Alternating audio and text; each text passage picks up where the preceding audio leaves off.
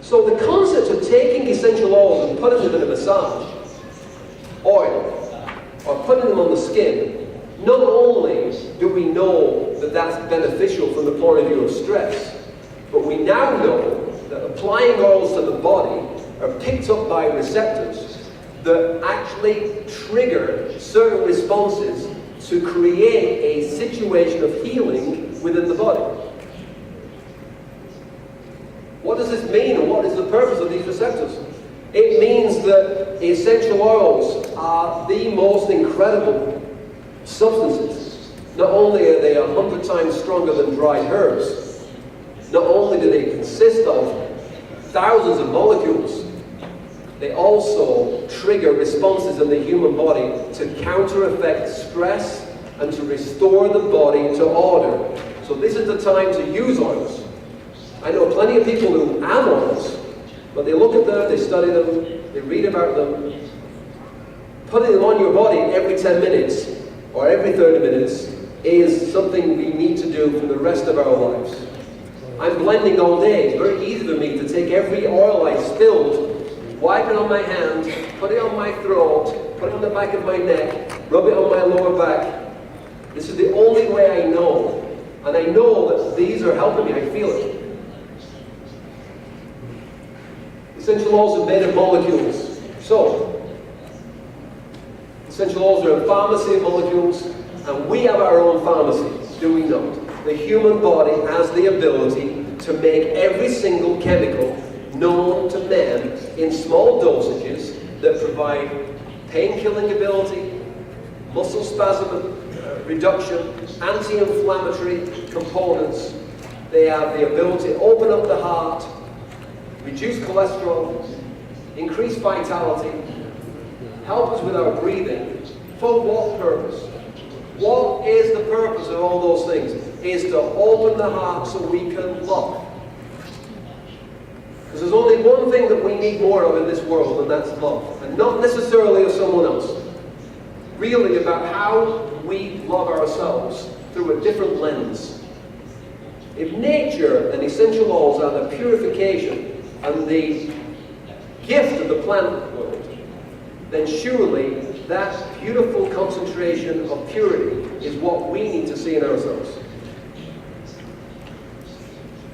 275 components in roses alone. No wonder people love roses. Can you imagine 275 constituents all working simultaneously together? What an amazing situation to have in our lives, where something that beautiful creates something so much complex. And I learned this from Marcel. Marcel, when we taught botany, said, roses, they're incredible because they have the flower, they have the fragrance, inside the flower is the fruit, and inside the fruit is the seed. Nothing is as beautiful. I'm not talking about the roses you buy at the Sam's Club.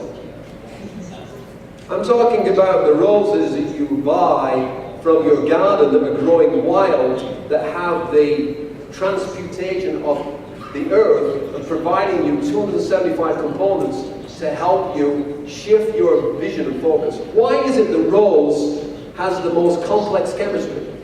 Because it's telling us that the heart is the most complex organ. We already know that the heart has its own intelligence. I had a friend of mine recently had a quadruple bypass surgery. 8-hour operation, they had to stop the heart, and the surgeon told him, we don't like to do too much work with the heart because the heart doesn't like to be touched, meaning it doesn't want to be handled. Okay, I could, wow, I could go with that. The heart has a frequency. You just think it beats in the middle of your chamber. It has a frequency, and it has a certain kind of hertz range. And as soon as you stop the heart or hold the heart, the frequency changes. And some people, after heart surgery, their frequency never gets back on sync with the rest of their body. Can you even imagine such a complex organ system that's running our lives? and literally taking everything in and feeding everything out based on what it feels. It doesn't like to be touched physically. Has a certain frequency that needs to be fed, and the only way to feed it is to open up to how you feel. Essential oils work on all levels: spiritually, mentally, emotionally, physically.